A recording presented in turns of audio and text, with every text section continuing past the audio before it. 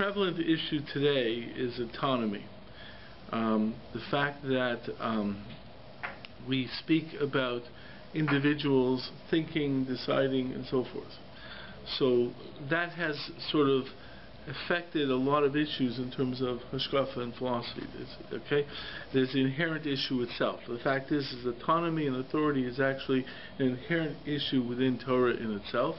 How much you allow decision making of the individual versus the authority. The truth is that the authority going through Chazal, this is all has to be rather than the authority from the direct word of God and so forth, because God doesn't,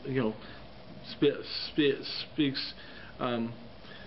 God's actual open statements have sort of decreased over history. Okay, and that itself is an interesting idea.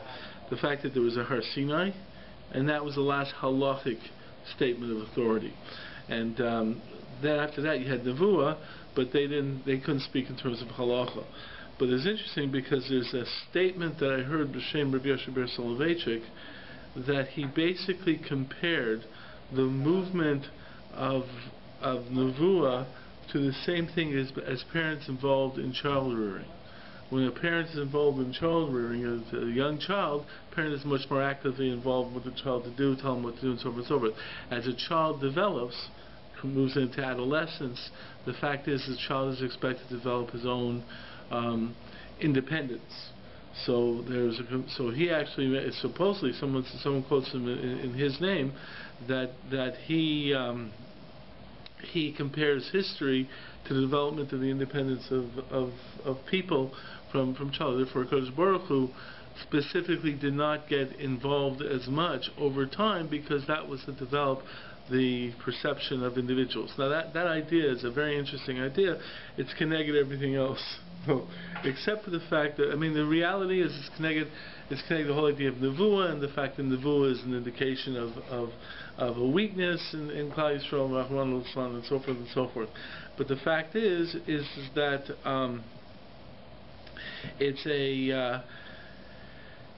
there is some aspects of that idea in terms of halacha, that halacha was lo b'shamayim. Halacha, once it was given from Sinai, was handed over to individuals, and to human beings that have to make their own decisions. The truth is this idea is actually perhaps found in a machlokas between the Rambam and Ramban about miracles. The Rambam holds that anytime there's a miracle not miderech hateva, in other words, an unnatural miracle, it reflects a weakness in the world, in Klal Yisrael, in the sense that we're supposed to work within derech hateva, because Baruch Hu is supposed to work with derech hateva. The fact that God has to work outside His original plan of working within derech hateva is an indication of a weakness in us. Because God has the Ramban. That's the Rambam. That's the Rambam. Right, Maimonides. The Ramban doesn't hold like that, because the real truth is Ramban doesn't hold any difference about miracles. He holds every microsection is a nace. Says there's just nisim that we recognize to be nisim, and nisim we don't recognize to be nisim. But there's no such thing as really derech hateva. The very fact that you just exist is already a nace. In other words, this perception being really that it's all directly from a Kodesh Baruch Hu and so forth. There's no set plan and so forth. Therefore, the Ramban holds that the more miracles you have, that the Kodesh Baruch Hu doesn't feel restrained, but he's able to do without any limitations. That's actually a great indication of a greatness. So it's a machlokas between Ramban and Rambam how you look at miracles. So according to the Rambam, the fact that there's no miracle seems to imply, outside of derech hateva, it seems to imply that this is the Kodesh Baruch Hu's ultimate plan. According to Ramban, it seems to be that for some reason the Kodesh Baruch Hu is sort of holding back from everything he can do. Okay, so there's that argument, but the fact is, getting back to this idea, this idea of autonomy, authority, individuality is already inherent in hashkafa, but it's become highlighted in the present world because of the expansion of the concept of autonomy in terms of Western thought. So then I took that idea and I said, okay, from autonomy, you have to look at what autonomy did. Autonomy started getting Jews thinking. So this created what I call the Jewish Reformation. And the first level of that Jewish Reformation was development of Reform Judaism. Okay, now, And that basically said, we talked about this, how it started thinking differently and so forth. The fact is from that development of self and the feelings of the self, the fact that people start saying, hey, what do I feel? That led to another development, which is the development of nationalism. What happened was the Jewish identity between nation and religion split. So you had, under this Reformation, Torah kept nationhood and religion united. And we talked about this last week, how Al-Pi Torah, we are a nation and a religion. Okay, and what I said was really there's a universal religion, which we call Judaism, but the truth of this faith, and then this faith distinguishes between nations, Klal Yisrael, and other nations. So the point is that, but the fact is that in the Jewish Reformation there was a split between those people who focus on nation, those people who focus on religion. Yeah. I guess I'm not too familiar with the history. When you say Reformation, you talk about Moses Mendelssohn? Yeah, Moshe Mendelssohn is a very interesting figure. There's Moshe Mendelssohn. That period of time. What do you mean by that? I mean what developed out of the whole issues with Moshe Mendelssohn. In other words, Moshe Mendelssohn is perhaps the most well-known figure in terms of that shift in Judaism, but it was a beginning of a whole movement of looking differently at Judaism. It seemed to me that it was almost a rationalization, not really a religiously motivated movement. At least from my understanding, that's what it seems when you read it. Did you ever read that book, The Pity of It All? No. A history book about Moses Mendelssohn takes you through Germany up to the Second World War. Who wrote it? It's an Israeli historian. The truth is, from that book, you get the impression that even maybe Moses Mendelssohn was sincere, maybe he was religiously motivated, but you get the impression that all Reform Judaism is a way of rationalizing your accommodation to the world in which you live, and it has nothing to do with assimilating the halakha inside yourself, the fact is that in any movement in existence, from the left to the right, from the kula to the chumrah, usually the attraction of an individual to a certain system is personal. In other words, there's no doubt about it that there are individuals who want to do something and they rationalize it through assimilation, but you also have it to rationalize them through over chumrah or whatever, because there's a lot of psychological reasons for why people develop their faith. So the truth is that what the masses do is not a statement of why the masses do it. But the fact is in looking at the movements, you can look at why individuals do it. I mean, that's significant also. But basically, there is generally some theoretical reason. What happened with Moshe Mendelssohn, I think, was extremely sad, because Moshe Mendelssohn was really, you could use the term gadol for Moshe Mendelssohn. He was a posek in his age. He was generally recognized as a posek. He was in conversation with all the gedolim. Yonis and Abshas basically said to him once, "I would call you Rav Goin, but you're not married yet. You shouldn't call Rav Goin until someone married." He was in correspondence with Rabbi Yaakov Emden, although they had a disagreement in halacha. He was a major Lambda. I mean, he was really very interested. His interest was, he was also involved in philosophy. In fact, they say that there was a prize in Germany for who won a philosophy prize in Germany, and he won it. Some guy named Manny Kant came in second. Yeah, Manny Kant. Right, Immanuel Kant, okay, right, the greatest philosopher of the age. He happened to come in second. The Moshe Mendelssohn was a major figure. By the way, Manny Kant was also an anti-Semite. Right, no. People from joining the philosophy department at Berlin University. And so right, because Immanuel Kant, had real problems with Judaism because of his categorical imperative. So I mean, there's a whole issue with that. But he was also a devout Christian. So the truth is that only he talked about rational. But the truth is that led to Moshe Mendelssohn's discussion of in Jerusalem of his approach to Judaism is not revealed morality. It's revealed law because in that world rational morality had to be rational and come from the individual. It's a whole variety of philosophical issues there. But Moshe Mendelssohn himself was a very frum guy. In many ways, okay. Most of his children intermarried. Right. The fact is, and that's one of the issues that occurred. My own personal feeling about it is I've heard two reasons why his kids didn't get it. One reason is he had a base medrash in his room, which was in his house, where he basically hung out, and it looked like a base medrash. Right, that's where he basically hung out and learned, because his learning began. I mean, he started being learning. He didn't, he got into philosophy afterwards, but he was, he had a room which was a base medrash, and then he had a parlor, which was his, his official study or whatever. So the fact is that when a yid came over to he'd greet him in the base medrash. So it was like, Hamish and Yankel, how you doing, right, and down in the base measures looked like a mess, they get the safer over there, I don't know, but, okay. When a non-Jew came over, he greeted him in the parlor. So in the parlor he was in Herr Mendelssohn and finely dressed and so forth. So I read somewhere that said that the message he was giving, his kids took from this, is the non-Jews were chashuva, so that's why he greeted him. The Jews weren't so chashuva, that's why he greeted him in these measures. But really, in his own mind, was not his perspective. The other thing I heard about him was that his own anivas missed the point because of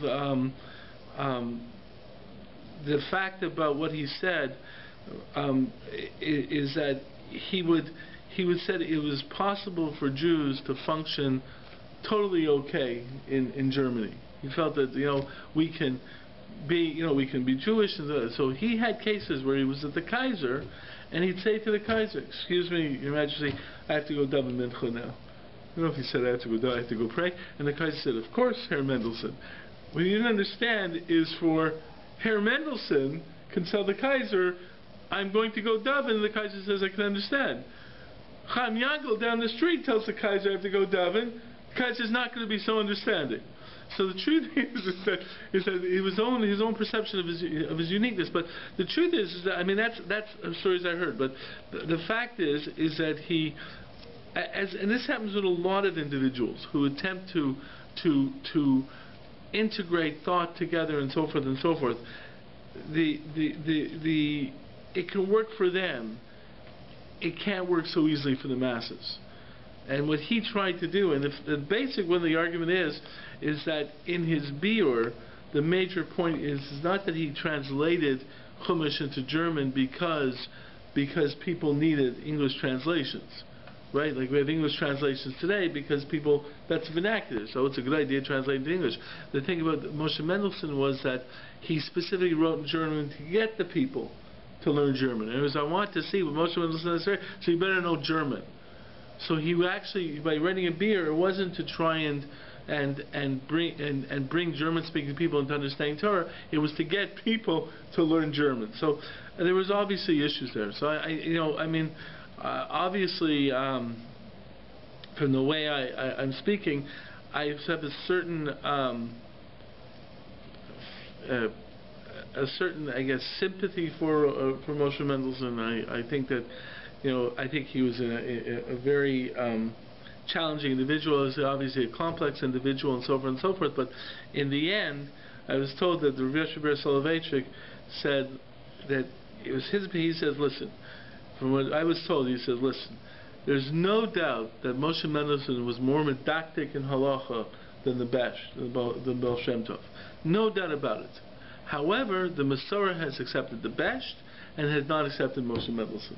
So that makes a statement. So, I mean, the fact is that I have a certain, he's not a stamazoi, individual out there, but he's a very complicated individual. But you're right. He was at the figure of it, and it wasn't just trying to assimilate. there was a challenge of the philosophy of the time. Okay, Germany was like, the philosophers in Germany were like rock stars in the 1700s. Okay, they were big deals. I mean, it was not just Germany but France. Western Europe was going through a revolution, right? It was post-Renaissance. There was the age of Enlightenment and so forth and so forth. The world was the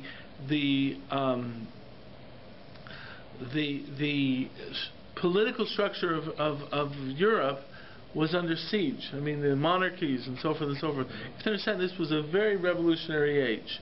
And you had some major thinkers in the world. You had Kant, you had Rousseau. And the fact is, and these were like rock stars. These were well known.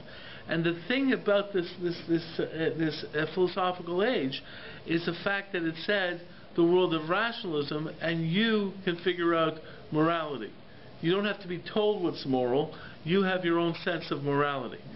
And that was challenging to the church authorities. And because the truth is that one of the things that happened in terms of development of democracy was the challenging of religious authority.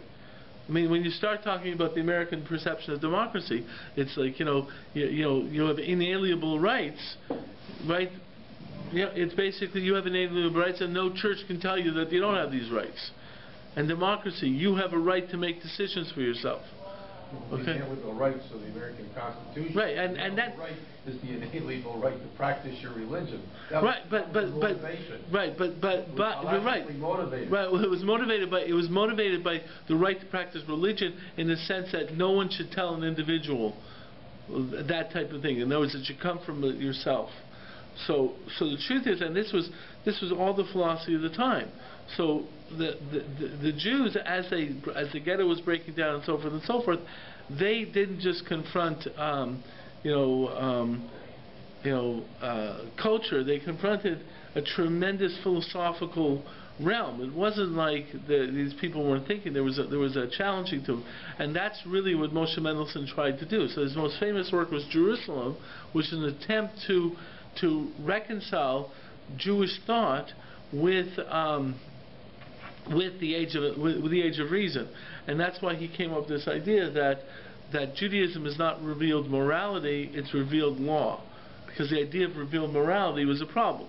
That's where you think in terms of concept, categorical comparative. It comes from the individual. Okay, so that was a distinction. Now the point is he was dealing with that issue, and he was really dealing with that issue. But other people basically learned that hey, we can hang out with the non-Jews and so forth. So you're right, the masses didn't have that type of challenge. But what occurred is that there were people who were the leaders in Reform Judaism who were creating a new religion. And it's you can look at, let's say, the different branches of Judaism today. Most Reform Jews have no idea what Reform Judaism is about. They go to temple for whatever reason they go to temple. I have no idea what Reform. Right? No. But I'll one see Reform Judaism as a Judaism light. Right, exactly. That's what exactly. And you could say conservative Judaism is Judaism not so light, and then you have Reconstructionist Judaism and so forth and so forth. But the people who are involved in the movements, the thinkers behind the movements, they actually have a theology. And they actually say this is what's right and this is what's wrong. And someone like Mordechai Kaplan who founded Reconstructionist Judaism was a Frum Rav. He was actually the founder of Young Israel, of the Young Israel movement. There's a story that goes. Mordechai Kaplan was the founder of the Young Israel movement. There's a story that goes back a long time. Yeah, right. But I thought the Young Israel movement was a more recent. In 1910s, 1920s. Oh, really? Okay. Yeah, but in fact, he lived, I think, until he was 100. And the story goes is that YU was looking for the oldest living graduate of one of its schools, of let's say the Eitz Chaim Yeshiva, which was the original school that YU, the high school YU came from, and they're looking for the oldest living graduate. And they're looking around, they're going to make a big thing for their 100th anniversary, so forth and so forth. And they found out that Mordechai Kaplan was the oldest living guy. And in that discussion, so they went on to another. But the truth is, Mordechai Kaplan was a very big thinker, but he had problems and he had issues, and he developed a philosophy and so forth and so forth. So it's true, he really argued for a philosophy and so forth and so forth. I'm not trying to take away from, I'm not getting into Yeshiyah Torah, or I'm not trying to color him in a I always take every one of these individuals in a complex way, and I'm not going to be a dayan, because Baruch Hu is the only dayan. But the fact is, but most people who become Reconstructionists do it because, hey, it's easier, I like it better. I can be Jewish and still have my, whatever. Although more people, interestingly enough, we usually find is that people become Reconstructionists usually are usually involved in a little bit more thinking, because that's not mainstream. Reconstructionist thing. Usually, if you're going to mainstream, you go to a conservative temple or a reform temple. Already, if you think I'm going to become Reconstructionist, it means you thought a little bit. But the fact is, most people who go to this, they don't have no idea what reform, conservative is. They go to whatever they go to. But the fact is, the original, where it started from, wasn't just a bunch of people saying, "Hey, I want Judaism light." It was people to be the leaders of such a movement. To be leaders of such a movement, you have to already have some thought. So these people have some thought behind them. Whatever it is, apikorsis, but they're not. They have to have the thought to be able to at least be perceived by the masses as being intelligent, and also feeling that the masses don't want to just walk around saying, "Hey, I'm doing the easy route." They want to feel somehow that their leader, developed it. Anyways, Reform Judaism was that, and they gave value to self and feelings of self, inalienable rights, democracy, so on and so forth. So that led to the development, and this wasn't in Germany. This was in Poland. Germany really focused on the development of Reform Judaism, but it was in Poland that you had the development of the nationalistic Zionistic movement, which was a different form of the Haskalah. It was not a religious Haskalah, it was a nationalistic Haskalah, which developed around Hebrew and so. Now there was another development as well, which I'm not going to get into. So you had religion, reform, a religion break, reform. You had a nationalistic break, secular Zionism. There was another break also, the Bund, which was more of a Yiddish, the Yiddish nation, and it's more focused upon Jews in the Gullus, but like a Yiddish civilization. In fact, there's a book I read. It was Yiddish, but it was actually focused on Yiddish, the Altaheim and stuff like that. But the fact is that it was a Yiddish Marxism, but it had a very Jewish side to it. It was interesting because there's a book I recently read called I think the Yiddish civilization, the Yiddish nation, which focused on a nation built around Yiddish. So the point is you had these different things moving around, and the question is how the Orthodox related to these different things. So what I said last week was, in Reform Judaism, it was very much of a break religiously. We believe in A, they believe in B, so it was pretty much, and there was no real common denominator in a certain way, right? They because something Reform Judaism dropped nationalism. They had no statement of reform to Zion, and so forth and so forth. So it was clearly a religious break. So where do two religions connect? So between Reform Judaism and Orthodox Judaism, there was less less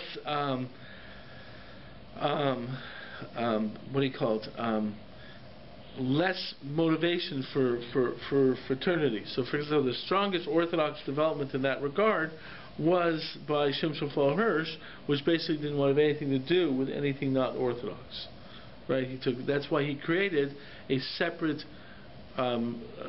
community in Frankfurt. In the Frankfurt community, the Jewish community was treated differently, as they did in those world. Religious communities were separately different, and the government related to the religious community separately. Shimshon Hirsch petitioned for and got a statement from the government that we are a different community. Okay, and he argued against any connection between any other ideology and the ideology of Torah. Okay, now it's interesting because he was very much involved in outreach. So a Jew, an individual Jew, I'm going to relate to him. I'm going to relate to them under the concepts of Kol Yisrael Reiv Zelazeh and Chocheach Tochiach, trying to create them be from, and so forth and so forth, as I relate to Jews. And he still has in the consciousness that his religion still distinguishes his people. And if you remember, in this article I handed out last week on national identity, that's another one. I have one here for you. Okay, that's this thing, national identity. That I pointed out that Shimshon Forer's attitude was, it's the religion creates a distinction between the people, between Jews and non-Jews, and Jews have these ideas, and I, as a member of the Jewish nation, from the tzivui of Torah, has to relate to them. Kol Yisrael Reiv Zelazeh. We have to be in it together. We want to develop that, so forth and so forth, but only with individual Jews, with the person, nothing to do with any foreign ideology. And he didn't even want to recognize an institution like UJA. If it wasn't a Torah institution, then I don't want anything to do with it. And he would be against any involvement with UJA, anything of that nature, so forth and so forth, federations, so forth and so forth. We have our own community. And that was Shimshon Forer's position. And it really reflected the fact that the major non-Jewish world, or majorly non-Orthodox world, there was Reform Judaism, which was a separate religion. In Poland, and basically in Eastern Europe, the dominant form of non-Orthodoxy was Zionism, secular Zionism, which is development of nationalism. In other words, the national spirit of the Jewish people came forward and said, we are a nation. We're going to go back to Hebrew and so forth and so forth. Now this had religious connotations to it. The secular Zionists were very, very much against the Talmud. They wanted to go back to Tanakh. They loved the spirit of the Tanakh. David Melech, Shlomo Melech. They thought that the Talmud was a reflection of the galus mentality of Jews, and we want to not have that, and so forth and so forth. So they had very strong anti-religious feelings. But at the same point in time, we're all Jews. We're all part of the nation. So they would not totally ostracize, right, from Jews, because they're still part of the nation.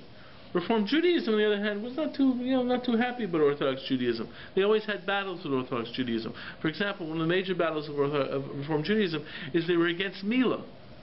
I mean, they thought it was barbaric. Metzitza B'Peh was, all these issues of Metzitza B'Peh nowadays, a lot of it goes back to the fact that in the 1800s it was a really big issue, because the Reform was saying, they were against Milah, but then when they talked about Metzitza, said it's even more reason why it's disgusting and barbaric and so forth and so forth. So there was a very strong reaction to that from the From world. But the nationalists, we're Jews, and then there was still that feeling because of nationalism that even though they're the crazy Orthodox, they're still part of the nation. So there was a certain aspect like that, and therefore, but that also came up with tensions. How do you relate with the secular Zionists, and so forth and so forth, and that created a tension of how you relate to this national idea, and that really found a further strengthening of these issues because of two occurrences that really highlighted the challenge.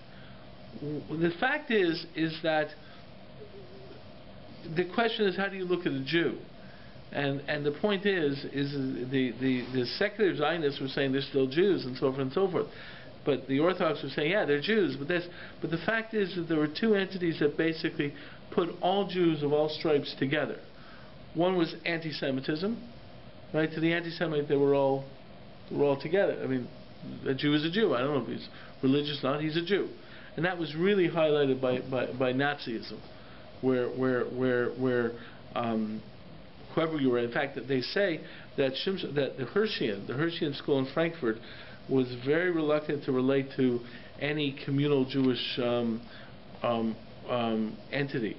And when the Jews tried to organize themselves to fight Hitler and Nazism, Nazism, the Hirschians held out.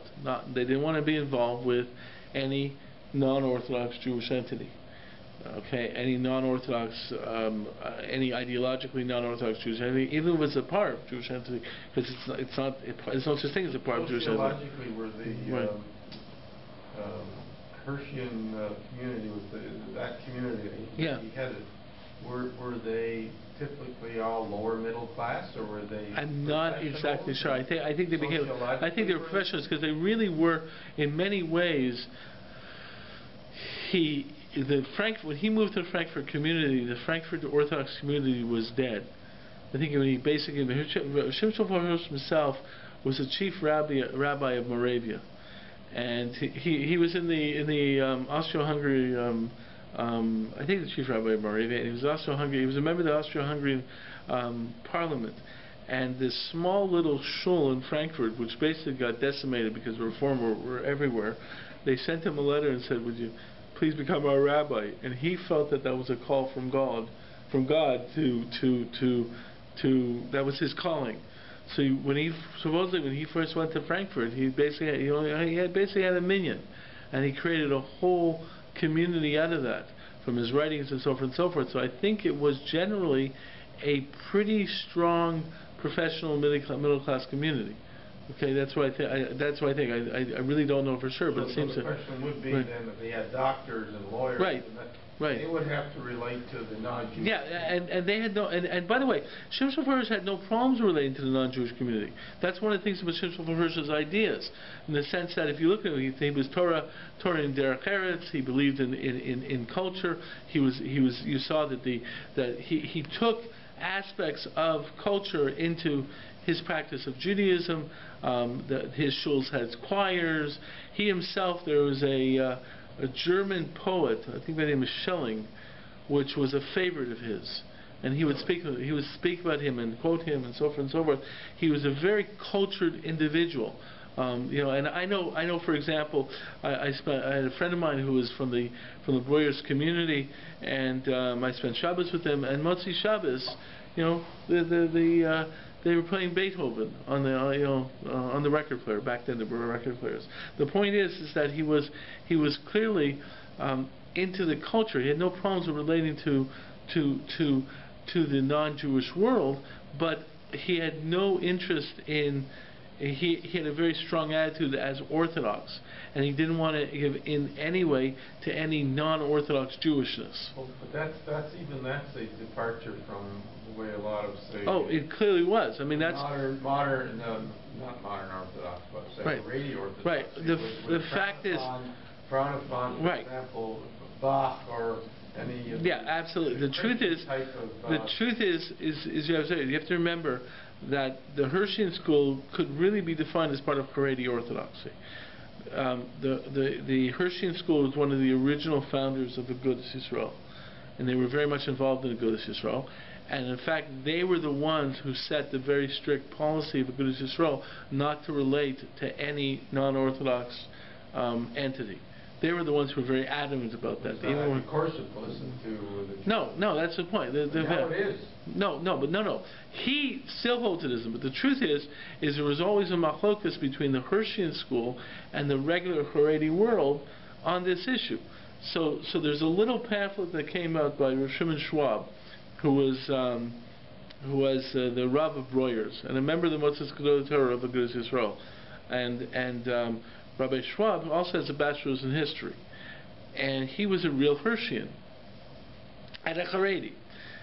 It was very different than YU. There was always, if you go to Washington Heights, you find there's issues between the Breuers community on one side of the Heights and the YU community on the other side of the Heights. It's a very different argument of the interrelationship between Torah and secular studies. The truth is, you had that issue in Germany itself between the Hersheian school and the Berlin school, okay, which was basically the Yeshiva in Berlin, the Ezra Hildesheim Seminary.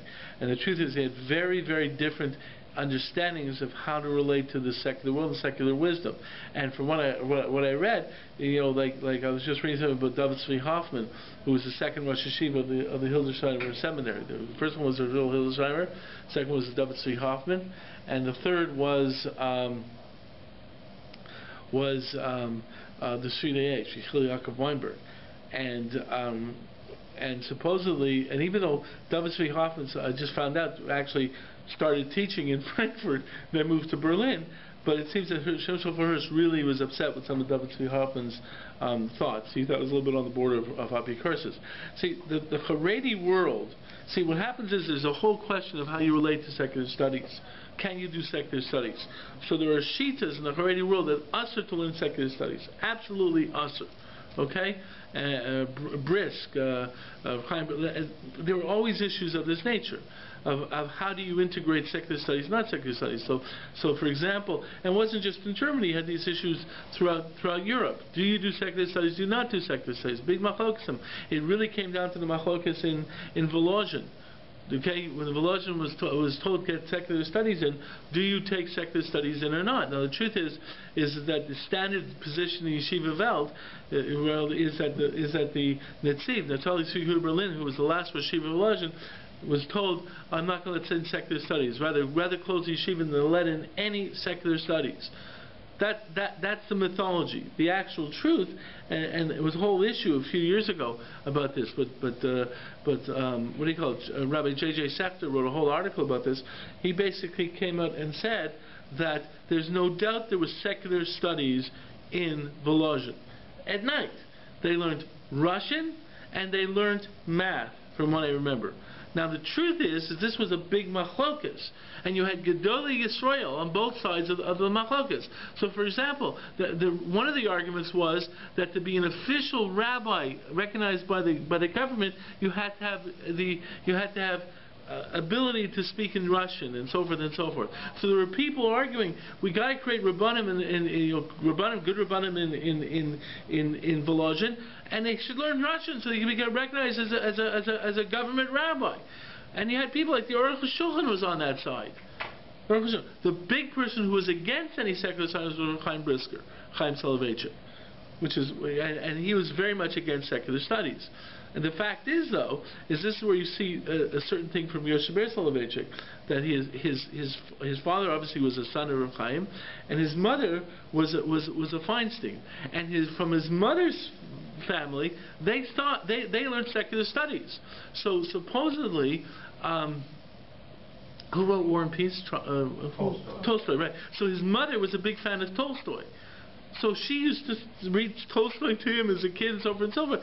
But you're talking about people who could go to Israel. I mean, like the fact that her father was someone who could be a machlotonim with Rav Chaim, and so forth. But supposedly there were issues there, and so forth. But it's fascinating that even though Rav Feinstein, the Rav's grandfather on his maternal side, and Rav Chaim, which was grandfather on his paternal side, had big machlokas over Volozhin. They were on opposite camps in the whole discussion of Volozhin, whether Volozhin should let in secular studies or not.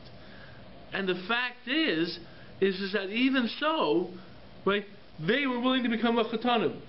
It's unbelievable when you think about that. They no problem. But math and Russian would be, Yeah, but that was that. But you see that in the Feinstein family, they were into Tolstoy. But the fact is by the way, that's interesting because when you think of the Feinstein family, you think of Rav Moshe Feinstein, and Rav Moshe says he never did any secular studies. He says, someone once accused him of getting something from secular studies. I never learned secular studies. So the truth is it's a big machlokas. But what I'm trying to say, that's a big machlokas. He would learn a secular study up to the point where it enlightened his halacha. Right, exactly, and that's why but he also respected secular enough that he accepted his son-in-law, Moshe David Pendler, who was a professor of biology at YU and a doctor of biology. He said to him, so obviously you're talking about different. But the truth is that there was a machlokas in generally, should you study secular studies or not? That was a machlokas in the Haredi world. So Shem Shofar Hirsch said yes, in a certain way, and other people, the Hungarian world, someone said no, Chasam Sofer said no, stuff like that. The truth is, though, there was another argument about Shem Shofar Hirsch. A lot of Haredim said Shem Shofar Hirsch only did it because of Horaz Shah, an emergency to be able to do it in Germany. And a lot of people accepted Shem Shofar Hirsch for doing it because it worked in Germany. But they were very much bringing his ideas back to them. They said, no, it works over there, but not for us. But the fact is what Rabbi Shimon Shua points out is that no, it wasn't. His argument wasn't Harashah. This was the Shita of Shem Shofar Hirsch. But it was not like the modern Orthodox idea, although you could say some aspect of modern Orthodox because of a certain aspect of it, but it was very different than what is more commonly referred to as modern Orthodoxy, because in terms of our world today, because the modern Orthodoxy today is a different integration of secular studies. The truth is we'll get a little more into this, the truth is our modern Orthodoxy really has another side to it, and that was more the integration of nationalism. Okay, because you have the Cookian aspect of modern Orthodoxy, which really develops in terms of Israel and so forth and so forth. Okay, so, anyways, it's already 10 to 10. So maybe we'll continue from this point next week, and you're beginning to see the issues that really came up in these ideas, and there was already machlok. The secular studies machlok is back to the Gemaras and into the Rambam and the Ramban. Secular studies mainly were for integrating into the outside world. No, it really. You needed careers for that. You needed that really wasn't that was part of it, but that really wasn't the motivation. Shem Shofar Hirsch held there was an aspect of being cultured. To be part of the outside world. No. He felt there was actually benefit for this in being cultured. But isn't getting some culture being part of the outside world? You're right. But it's not just simply for Parnassa. But it's part of it. It's all culture. It's all part of it, but it's a matter of being involved in the world. But the truth is, what it comes down to in a certain way is if there's any value in the outside world. I mean, that's part of the issue, in the sense that a lot of people, and you see this machlokas. There has to be a balance. Okay, but the fact is that it gets into is there's any value in the outside world. See, part of the issue of secular studies is, and this is, let's say, the argument with Schelling and Shem Shofar Hirsch, the way he liked this poetry. He felt the poetry represented aspects of spiritual longing. Okay?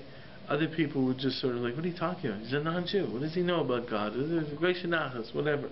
But he felt, no, this is an individual who's expressing some spiritual longing, and I find his poetry about God to have value. That's part of the issue. And the truth is that it's in other different ways, and how you value the outside world, and so forth and so forth. There's people today who I mean, you have Hasidim. Supposedly, a lot of Hasidic tunes came from non-Jewish sources. So some people say, only what?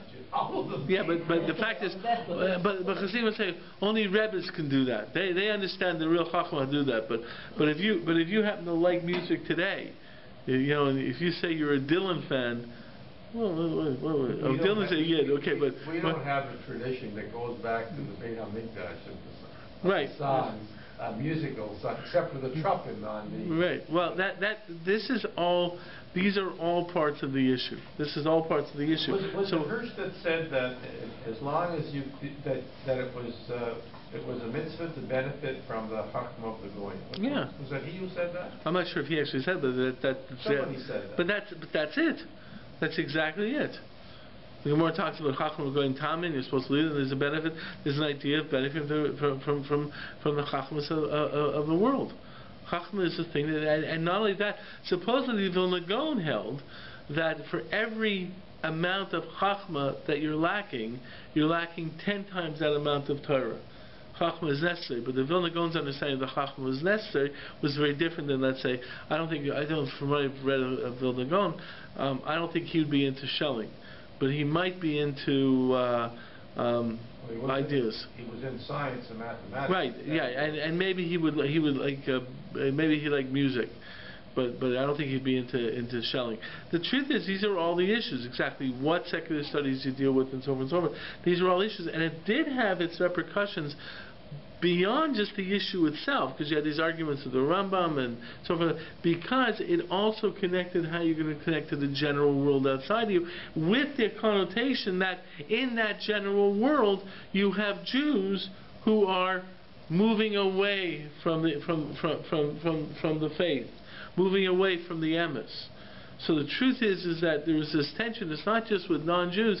It's now mixed up with Jews who are acting like non-Jews, or you perceive as acting like non-Jews. And also, there's also one of the big issues is how you deal with what is it? Oh, I forget the word. The idea of secular study in Judaism, and in fact of all the arguments of who wrote this and who wrote that and so forth and so forth, and all the analysis of Bible pursuant to secular methodology. Right. So that group. So that was a big. The guys, the German, British guys. Right. The five authors of. Right. Well. How do you deal with secular studies? The secular study of the Bible, the secular study of history. I mean, the fact is that and you have these issues today. It's one thing to learn. Are you familiar with Kugel? Yeah, he's here. He was here. No, Kugel was here. I never. Yeah, he was here. But he's now at Bar Ilan. Right. But have you ever read his book? No, I haven't. But he actually supports some Torah perceptions, from what I understand. He writes about the five. Right. Right. He's a Bible scholar, and he reviews. Right. But he also supports a lot of frum ideas. Well, he is a frum guy. Well, but he deals with his ideas, right? Yeah. But I mean that's all part of the. I always wonder how we can reconcile a lot of this stuff. Yeah, but that became an issue. You see, that was a real issue between for example, the Sri Daesh and David Tzvi Hoffman were both accepted scholars by the by Jewish academics.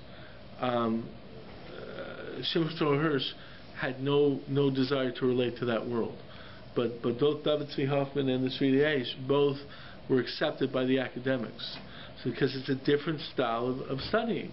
It's a different style. It's a different approach to Torah. Anyways, okay, so we'll continue next week with this.